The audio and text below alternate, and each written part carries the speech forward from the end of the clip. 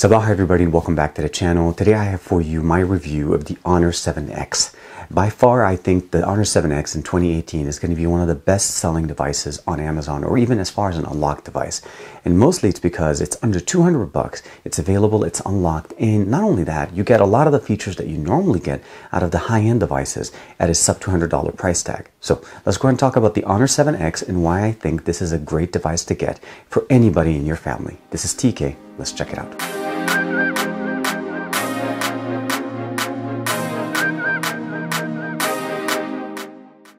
The box is very simple. It keeps with the same Honor 6X and 5X before. It's a blue box with the naming, and so 7X is what we have. This is the US variant. There's two colors of it available on Amazon. There's a blue and a black. This is the black variant of it.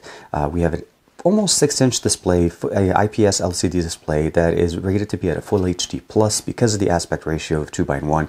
So they're calling this full HD, but it's basically a 1080p panel with an 18:9 aspect ratio. We have an 8 megapixel front-facing sensor, an earpiece, and no fingerprint. And you notice very, very minimal bezels on both the right and left. And of course, the chin and the forehead are very small. Honor branding on the bottom. On the right side, we have a volume rocker and a power button, very nicely placed as far as the holding of the device because of the fact of the aspect ratio. So it fits very nicely. Your finger rests at the power button. On the left, we have the SIM tray card that has the ability of expanding storage with a micro SD card as well as the SIM card.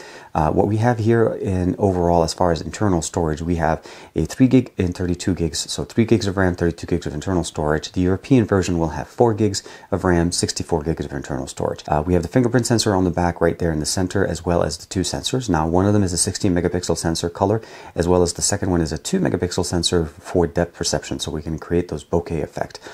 We have an LED flash and nothing else on here, just another Honor branding. On the top, we have one of the microphones. On the bottom, we have a micro USB, unfortunately still micro USB at this point, single fire-in speaker, and a 3.5mm headphone jack. So we didn't lose the 3.5mm headphone jack, and that's one of the really nice things. And we have, of course, the additional microphone. The device itself feels very nice. It has some nice weight. I did pick up a case for it directly from Amazon. It really looks nice. I'll give you guys a link, of course, to the case as well.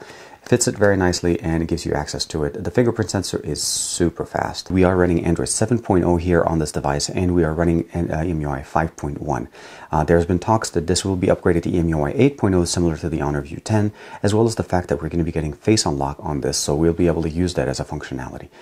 One of the main best kept secrets about this device that a lot of people maybe not mentioned to you guys is the fact that we not only have the ability of using Wi-Fi on this device, which is very normal, but we also have the ability of sharing our device Wi-Fi. So if we go under tethering and hotspot, there's a functionality called Wi-Fi bridge, which means I can actually share this Wi-Fi signal that I'm connected to and create a Wi-Fi hotspot, connecting basically simultaneously using the Wi-Fi I'm connecting it and sharing it. We have the ability of setting up gestures with the fingerprint, of course. So here I'm using the fingerprint sensor to be able to open and close the notification shade. Those are very functional, especially with the 18:9 aspect ratio.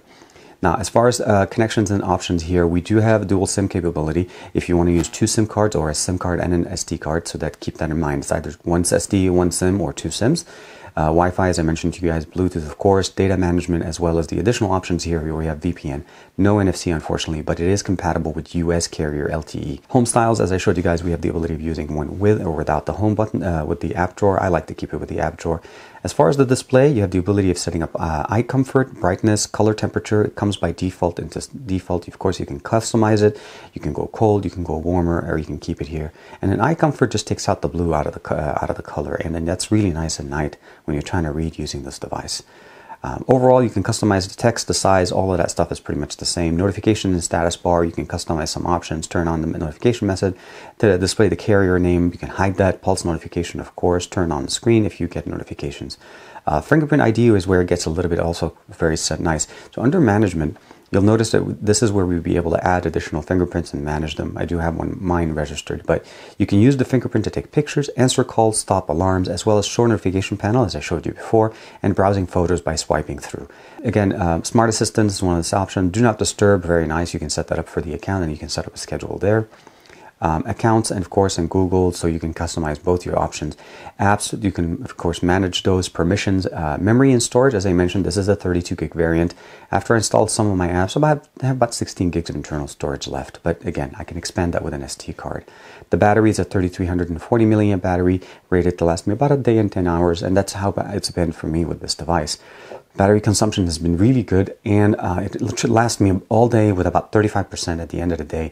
And if I want to carry it to the next day, it definitely holds its own. App Twin is still present on this device. I know some devices like the 6X lost them. I'm not sure why, but hopefully it'll come back. This is a very nice functionality if you want to log into your Facebook, Messenger, or even WhatsApp application with multiple accounts. So you just turn this on and the device will clone the application and you'll have 2 of them in your app drawer. Last but not least, under advanced settings, these are going to be the areas where you can look at the time and date, language, contact printing. Data transfer is really nice. They do have their own app application that you can use. So if you're transferring from Huawei device, like with Phone Clone is the application on the Play Store, you download it on both and it transfers everything. Very, very nice, very simple. And of course, it transfers from iOS, backup and reset. Last but not least, we have system update. The current version that I'm running on this is L24C56-7B130 EMUI 5.0. 5.1. Now let's talk about the cameras, because a lot of us take pictures with our devices and we want to make sure we have a good device. The camera itself has a very nice interface. We have that the depth shot right now turned on by default. We have beauty mode and we have live photo, as well as switching the camera automatic. We have the ability of looking into different modes. We have photo, pro photo, so manual mode is available on this device, even video, pro video, HDR, panorama, light painting. This is for low light painting, so it does a really nice effect in the light. Time lapse, slow motion, filter, of course, effects, watermark, as well as audio note. Overall, very, very nice interface. So let's go into the gallery. This is a very nice. You can see right here the effect that was done here. I did the bokeh shot on my son when I picked him up. It looks really nice. It takes really nice pictures. But let's go ahead and do a real quick video test for you guys. A front-facing camera and a back-facing camera. The front-facing sensor is a 720p capable 30 frames per second 8 megapixel sensor. Obviously for pictures you're going to be able to go higher on the resolution, but overall video is pretty good. No stabilization unfortunately, but again 720p is going to be the maximum. So great for smaller files, as well as the ability to share that on social media. Went ahead and switched over to the 16 megapixel sensor on the back. Again, no OIS, but we definitely have a very nice optics. It's actually capable of doing a 1080p at 30 frames per second. And of course, with pictures, you can go up to much higher resolutions. The main benefit, of course, is also recording in stereo audio, which is something that you want to be aware of. A lot of, say, Pixel devices or even iPhones are recording in mono audio, and this is actually very nice. It does that in the software, and it does it really good. You also have Pro Mode and all the other options that I showed you just a second ago. So definitely a lot of options. You're able to go into the settings. Let's go ahead and switch over the orientation real quick. Swiping from the right takes you into the settings. You can change the resolution, the timer, the audio control, all of that stuff. And of course, if by switching the mode, you'll be able to get the settings for the correct mode. And of course, the setting on the option and on the left here. So overall, very nice, very capable camera. As I showed you guys, the pictures that come out of this is actually pretty decent. I would just necessarily say is don't expect this to be the best camera on the market, but definitely with what you get on the sub 200, you can't really beat the setup right now as far as the dual lens and as well as the effect that it does. And it actually does a pretty good job. Huawei's been doing this, and Honor have been doing this for quite some time. Now, before I go ahead and start with the quick demo on the audio, the 18:9 aspect ratio, you'll notice there's a little bit like watermarking, kind of like there's little bars, additional bars on top of the forehead and chin. So when you're playing the video in YouTube, you just need to basically do a little pinch zoom in, and it will fill up the entire 18:9 aspect, and it looks really nice. Of course, this is zooming in on the image. If you're watching a video, you are going to miss out some of the details on the corners of the video, but most of the time, the subject and the main content is in the center. So by just doing it this way, you get a much better coverage. Let's go ahead and listen to the song.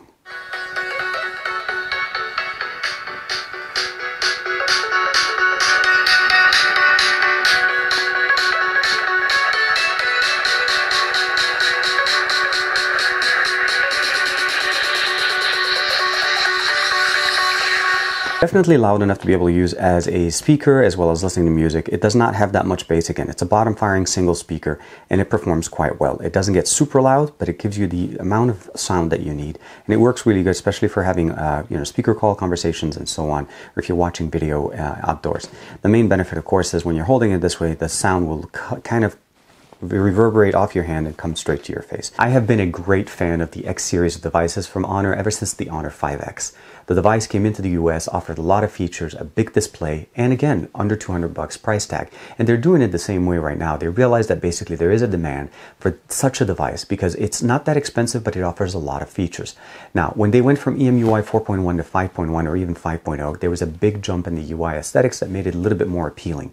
So if you have a 6X or a 5X, definitely check those updates and make sure you have the latest version. The 7X definitely has a lot of boxes checked. I like the fact that the form factor is really nice. It's a longer device, 18:9 aspect ratio, 1080p plus, great battery, great silica, and as far as the actual chipset that we have in there with the 659. We have 3 gigs of RAM, 32 gigs here in the US, 4 gigs, 64 in Europe. We have coverage obviously for all the LTE bands on GSM carriers. Please be aware this is a GSM based device. And overall, I think it's a great buy for under 200 bucks. I would recommend it to anybody that asks me about it. As far as under $200 price point, no questions, the 7X is going to be it for 2017 as well as 2018, since technically this came out a couple of months ago in late 2017, but this is going to be going through 2018 for Honor. Like and subscribe as usual. Let me know what you guys think in the comments below. And if you have any questions regarding the 7X, if you've used any of the earlier generation of these devices, you know how much they are worth. They're definitely worth way more than what they're asking for. And I would definitely recommend this in a heartbeat. Like and subscribe as usual. Let me know what you guys think in the comments below as usual. Thank you very much for the support. Like and subscribe. I'll see you guys in the next video.